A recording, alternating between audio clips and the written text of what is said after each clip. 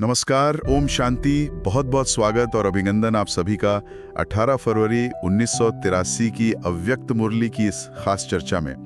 तो आज प्यारे शिव बाबा ने जैसे दिलराम बाप के रूप में बच्चों के दिल की आवाज़ का रिस्पॉन्स देने की बात कही है।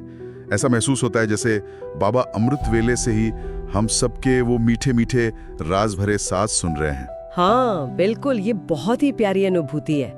और बाबा ने आज मुरली में जो मुख्य सार बताया वो यही है कि सब बच्चे अपनी अपनी शक्ति अनुसार लगन में मगन रहने का अच्छा अटेंशन रख रहे हैं। सबके दिल में है कि बस बाप समान बने, समीप रत्न बने।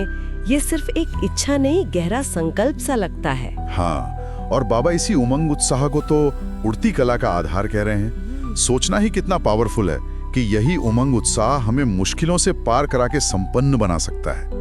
ये सिर्फ कोई अच्छी फीलिंग नहीं, ये तो एक स्पिरिचुअल शक्ति है। सही कहा आपने। बाबा तो इसे शक्तिशाली शस्त्र कहते हैं। ये उमंग कि मुझे बाप समान सर्व शक्तियों, गुणों, ज्ञान के खजानों से संपन्न होना ही है, ये सिर्फ कोई सोच नहीं, ये तो विजय का संकल्प है। और बाबा याद दिलाते हैं कि ये कोई नई बात नहीं है। हम कल्प पहले भी ऐसे बने थे।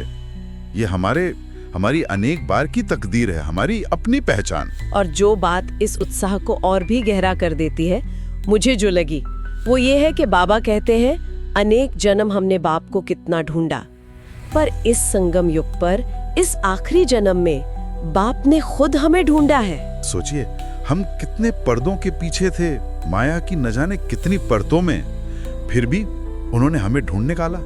ये सोचने से ही रोंगटे खड़े हो जाते हैं। बिल्कुल, ये एहसास ही तो है उमंग उत्साह का सोर्स।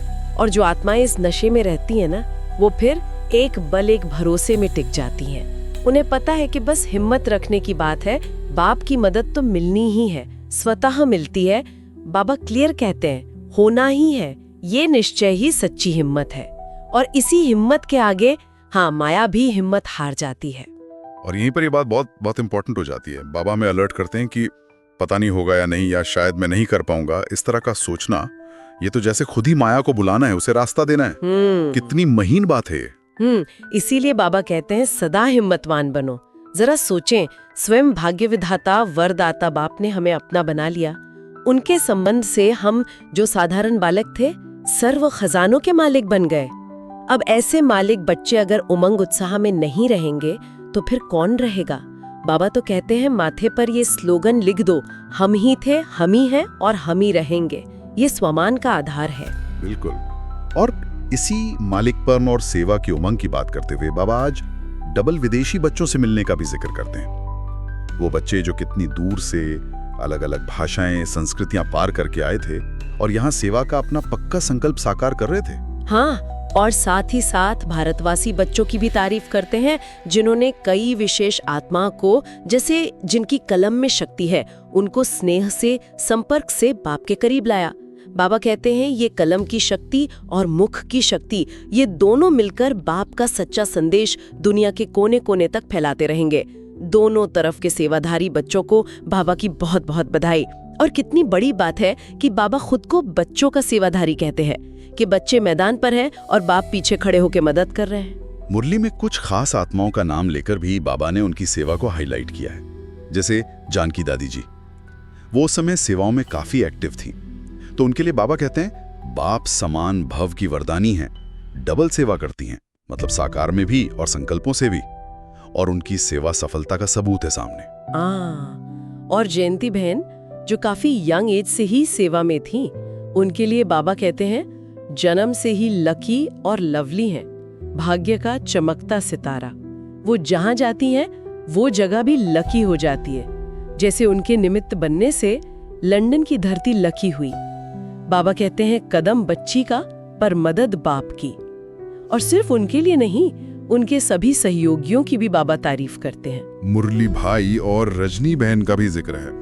वो स्नेह की डोर से खिंचे चले आए और निश्चय में पक्के बने। बाबा उन्हें बेफिक्र बादशाह कहते हैं। कितना दिलासा देते हैं कि बाप दादा सदा साथ हैं। मुरली के आखिर में बाबा कुछ सवाल जवाब भी करते हैं जो काफी प्रैक्टिकल हैं। जैसे पूछा कि सदा आगे बढ़ने का साधन क्या है।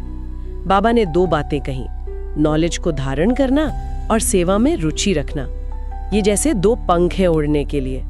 और सबसे जरूरी, साथी बाप को हमेशा साथ रखना। हाँ, एक और सवाल था प्रवृत्ति में रहने वाले समर्पित भाई बहनों के बारे में, कि उनकी सेवा कैसे होती है। कभी कभी लगता है ना कि वो शायद उतनी सामने आकर सेवा नहीं कर पाते। इस पर बाबा का जवाब बहुत सुंदर है। वो कहते हैं कि ऐसी जो समर्पित आत्माएं हैं, उनके श्रेष्ठ सहयोग से ही सेवा का पूरा वृक्ष फलता फूलता है। जैसे पेड़ को पानी देने से फल लगते हैं ना, वैसे ही इन श्रेष्ठ सहयोगी आत्माओं का योगदान, उनका साइलेंट योगदान भी सेवा रूपी पेड़ को सींचता है, जिससे फिर मीठे फल निकलते हैं। तो कुल मिलाकर देखें, आज की मुरली तो बस उमंग, उत्साह और हिम्मत से भरपूर कर देने वाली है। बाप पर पक्का निश्चय, अपने मालिकपन का नशा और सेवा का महत्व, ये मेन पॉइंट्स है। हमें याद दिलाया गया कि हम कितने भाग्यवान हैं कि भगवान ने खुद हमें ढूंढा, हमें अपना बनाया। बिल्कुल। और वो स्लोगन, हम ही थे, हम ही हैं और हम ही रहेंगे, ये सिर्फ शब्द नहीं है, ये हमारी अविनाशी पहचान है, हमारी शक्ति का स्रोत है। इसे याद रखने से ही हम आगे बढ़ते रहेंगे। इस पूरी चर्चा का सार यही निकलता है कि अपने इस दिव्य भाग्य को और बाप के अटूट साथ को स्मृति में रखकर हमेशा उमंग उत्साह में रहें। यही सच्ची उड़ती कला है।